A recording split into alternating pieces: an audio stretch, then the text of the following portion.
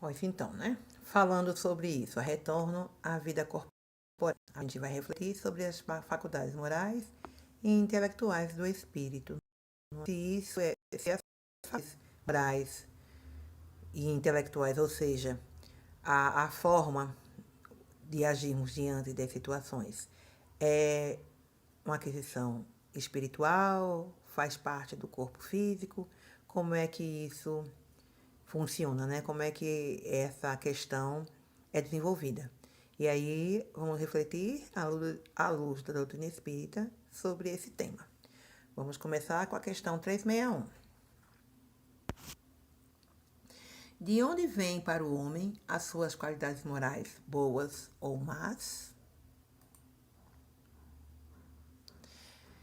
Então, Kardec, né, refletindo, pergunta aos espíritos superiores, não é? Essas qualidades morais, elas podem ser boas ou más. Interessante como Kardec faz essa reflexão, porque a gente pensa qualidade, sempre que a gente fala em qualidade, ou sempre, ou na maioria das vezes, a gente pensa em qualidade como sendo uma coisa boa. Né? Qualidade é um adjetivo positivo. E aqui Kardec faz as qualidades morais, boas ou más. Então, a qualidade, ela é neutra, não é? E a ação impressa a essa qualidade é que vai ser boa ou que vai ser má, não é? E essas qualidades, de onde ela vem? Da onde surge isso? É uma aquisição do corpo ou é uma aquisição do espírito? Essa é a pergunta de Kardec. E os imortais nos respondem: são as do espírito que nele está encarnado. Quanto mais puro esse espírito, mais o homem é propenso ao bem. Não é? Então, a matéria tem vida? Tem. Claro, o corpo. Nós vivemos num mundo material e nós agimos e reagimos materialmente sobre este mundo, certo? Entretanto, essa vida é uma vida orgânica, não é uma vida infinita, não é? Não é uma vida eterna. O que é eterno é o espírito, não é? Então a matéria ela é um instrumento para que esse divino que está em nós seja desenvolvido. Então as nossas ações, a forma como nós nos conduzimos é que vai nos dar essa característica, bom ou má. E aí, quanto mais puro é o espírito, mais o homem é propenso ao bem. E aí nós vamos relembrar daquela escala espiritual, onde os espíritos são criados simples e ignorantes, e através das encarnações vão progredindo, progredindo, até chegar ao ponto de espíritos puros, não é? Então, num espírito, nas suas primeiras encarnações, onde ele é muito mais instinto do que qualquer outra coisa, a grande preocupação desse espírito é manter-se vivo, ele não tem muita dimensão de certo e errado em relação ao outro. A preocupação dele é em relação a ele mesmo, manter-se vivo. À medida que ele vai evoluindo, à medida que ele vai se aprimorando, ele vai tendo essa dimensão. Ele e o outro, a relação dele com ele mesmo, a relação dele com o outro, não é? Então ele vai desenvolvendo esse divino, né, essa essência divina interior, não é? Então ele deixa de ser distinto e passa a ser inteligência, passa a ser mais razão, não é? A partir daí, a partir desse autoentendimento das coisas do mundo, né, das relações com o mundo, ele vai fazendo melhores escolhas e vai progredindo, não é? Então, vai se melhorando e vai sendo um ser melhor, um ser espiritual melhor. Se ele é um espírito melhor, mais equilibrado, claro que as suas ações enquanto encarnada serão melhores, serão mais equilibradas, não é? Então, as qualidades morais, elas são do espírito, e quanto mais puro esse espírito, mais esse ser humano encarnado é propenso ao bem. Então, os bons espíritos é consequência de um processo evolutivo. Ainda dentro dessa pergunta, é uma outra inquirição, né? Parece resultar aí que o homem de bem é a encarnação de um bom espírito e um homem vicioso há de um espírito mau? Sim, mas dize antes que é um espírito imperfeito, pois de outra forma você poderia crer nos espíritos sempre maus, a quem chamais demônios. Eu gosto muito dessa reflexão que o Espiritismo nos traz acerca do bem e do mal. A compreensão da eternidade do bem. O bem, ele tem uma eternidade, porque o que é bom, o que é o bem, é o que é melhor, né? É aquilo que nós fazemos de melhor. Então, isso vai sendo, vai ficando. E a cada oportunidade, dentro de uma mesma encarnação ou dentro de várias encarnações, a gente vai fazendo melhor, não é? O bem, fazendo o bem de uma forma mais equilibrada, até que seja totalmente bem, né? Até que estejamos na condição de espírito que fazem o bem de uma forma assim verdadeira, não é? Entretanto, o mal, ele não é eterno. O mal, ele é relativo, não é? Porque o mal, a compreensão que o Espiritismo nos traz é qual? O mal, ele é a ausência do bem. E aí a gente vê sempre essa reflexão em que não é um mau espírito, mas é um espírito imperfeito. Porque a lei, né, a nossa marcha é progressista, a nossa condição enquanto espíritos imperfeitos é aprender, né, refletir sobre as nossas imperfeições, nos melhorarmos e chegarmos a espíritos puros. Então, o mal vai se diluindo à medida que o bem vai prevalecendo.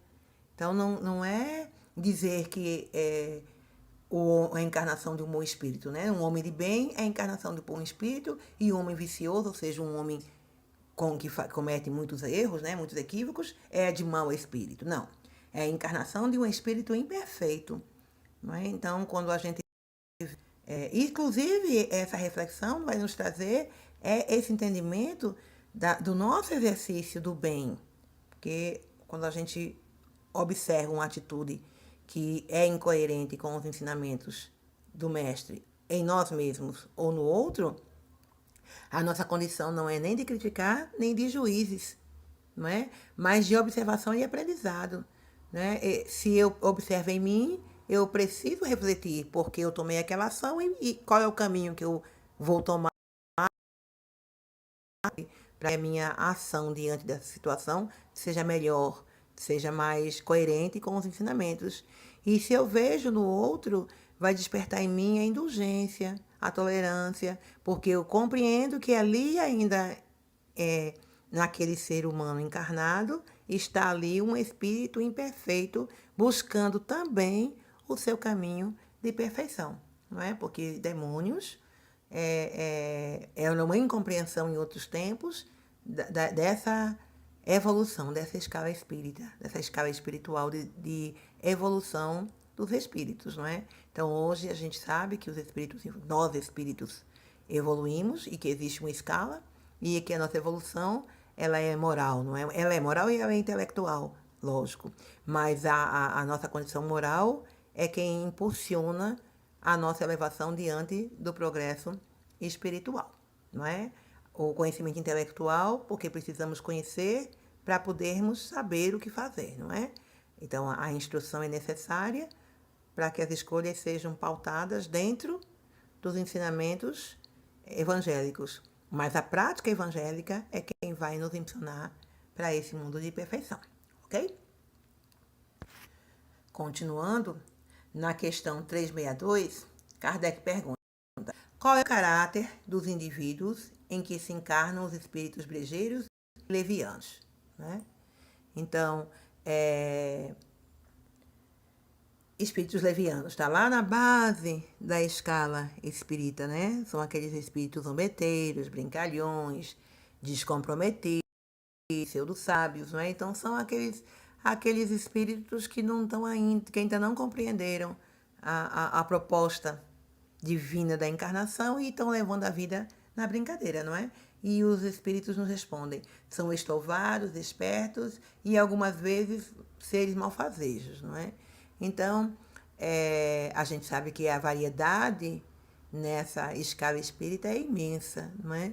E o comportamento do espírito, tanto encarnado quanto desencarnado, é que vai dizer a condição em que ele está. Não falamos, mas é como agimos diante das situações que nos diz o nosso grau evolutivo, não é? Então, tudo isso é muito sutil, a nossa percepção, não é? A gente vai aguçando, mas nós, enquanto imperfeitos, ainda não temos a condição de olhar e julgar. Por isso é que Deus nos diz, né? Não julgueis, não estamos na condição. Mas os espíritos mais evoluídos, que nos veem de uma forma ampla, eles sabem melhor do que nós como é que nós estamos, não é? E esses espíritos levianos, eles nos influenciam quando nós permitimos, através da sintonia, e nos sugerem, né, ações equivocadas, não é? Então, a gente precisa estar atento, não é? Estar comprometido com a nossa evolução, para que a gente não se permita seguir a orientação de espíritos levianos, já que nós sabemos que eles são estouvados, né, descomprometidos, espertos e malfazejos. Né? Então, eles não estão comprometidos com o bem, eles estão comprometidos com eles mesmos. E quando a gente dá sintonia, a gente acaba se comprometendo também com o nosso, nos comprometendo, no caso, né? Com o nosso processo objetivo, com o nosso processo evolutivo. Não é? Então, a gente sabe que no mundo, nesse mundo que nós habitamos, de prova e expiação, o número de espíritos levianos é muito grande por conta da condição do planeta, onde o mal é maioria. Mas sabemos que Jesus nos deixou o passo a passo, não é? Então, nós temos uma pinha, que é o Evangelho de Jesus, para a gente seguir. Que a gente possa refletir sobre esses ensinamentos, que a gente possa refletir sobre o encaminhamento dos nossos pensamentos, para que a gente siga, né? Para que a gente evolua, para que a gente cresça espiritualmente no nosso processo evolutivo. E na pergunta 363, Kardec pergunta, né? Os espíritos têm paixões estranhas à humanidade? E resposta dos espíritos: não. Se assim fosse, vós também as teríeis, não é? Então, o que seriam paixões estranhas à humanidade? Paixões é aquilo que a gente tem, não é? Que a gente se envolve assim, se determina a fazer e não mede muito as consequências, não é? Mas essas paixões, elas não são estranhas. Estranhas é aquilo que não faz parte, né? Faz parte da nossa humanidade, não é estranha a nossa humanidade, porque os seres, nós somos humanos imperfeitos, e muitas vezes nós nos permitimos dar vazão a essas paixões, não é? Que nos impedem, né? Nos amarram diante de algumas escolhas, não é? Então, essas paixões, elas são típicas desse plano de prova e expiação. Né? Se estivéssemos num plano mais evoluído, com certeza, se ainda tivéssemos algumas paixões, elas teriam uma outra condição, porque estaríamos no outro plano. Não é? Então, elas não são estranhas, não é?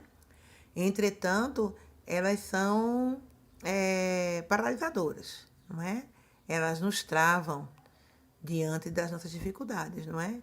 E nós estamos aqui para enfrentar essas lutas, não é? O nosso grande desafio na nossa encarnação, nesse mundo físico aqui que nós estamos, é justamente essa luta que nós travamos com nós mesmos para nos libertarmos dessas paixões, desses sentimentos tão assim, terra, né? Tão arraigados a essa vida física que nós temos e que muitas vezes nos cegam e não nos permitem ver além dessa encarnação, não é? O grande insight da doutrina espírita é justamente essa percepção dos processos reencarnatórios. E se a gente sabe que nós já temos antes, e que as paixões elas vão desaparecer à medida que a gente for evoluindo, não é? Mas a gente precisa evoluir, né? É interessante porque a gente fala sobre isso o tempo todo. A gente, assim, a doutrina, né? A doutrina espírita fala sobre isso o tempo todo. A gente vai, à medida que o ser humano evolui, ele se liberta das suas paixões, né? Das suas más tendências. Mas essa libertação é a ação, né? Então, faz necessário que as nossas escolhas sejam pautadas naquilo que é de melhor, para que possamos verdadeiramente nos libertar desses sentimentos, né? Nos libertar dessas ações que ainda nos amarram diante desse emaranhado de desafios que é a vida física, né? Que é a nossa vida aqui, enquanto encarnados nesse plano que é cheio de vicissitudes, que nos desafia diariamente e que a cada momento nós somos convidados a refletir sobre como nos estamos nos conduzindo diante de tudo isso, não é? Então, que a gente possa refletir verdadeiramente, que a gente possa se ver verdadeiramente, né, enquanto espíritos imortais, nos despojarmos um pouquinho desse corpo físico, dessa visão limitante de uma encarnação, abrir os nossos horizontes para o que nós já fomos e para as possibilidades do que nós ainda poderemos ser, não é? E buscar essa tranquilidade do aprendizado, não é? Nós somos aprendizes, estamos aqui aprendizes, né? A cada encarnação a gente aprende um pouquinho e aprender faz parte do nosso processo. E o aprendizado nem sempre é fácil, não é? E naquilo que nós nos equivocamos muito em outras existências, parece que o aprendizado é mais difícil, porque nós já estamos tão arraigados àquelas ações que nos libertarmos delas é um desafio imenso, mas é necessário, não é? Então, que a gente possa lutar incessantemente contra nós mesmos, não é? Para que nós possamos a cada dia sermos melhores do que fomos ontem, não é? Que a nossa reflexão seja essa: quem nós queremos ser, como nós queremos estar quando chegar o nosso momento, onde nós queremos estar quando chegar o nosso momento de sair daqui desse plano e voltar à nossa verdadeira pátria. E que a gente possa, dentro dos ensinamentos, dentro da proposta espírita de transformação moral, de reforma íntima, nos rever, aperceber, né? Nos aperceber das nossas dificuldades e buscarmos o amparo dos bons espíritos, do Mestre Jesus, de todos aqueles irmãos espirituais que trabalham pelo progresso do planeta, mas buscarmos também amparo uns nos outros, não é? Que nós também estamos aqui, uns em condições melhores, outros em condições não tão boas, mas todos nos se ajudando, não é? Que a gente possa estar sempre assim, se ajudando, crescendo, evoluindo e buscando a nossa transformação.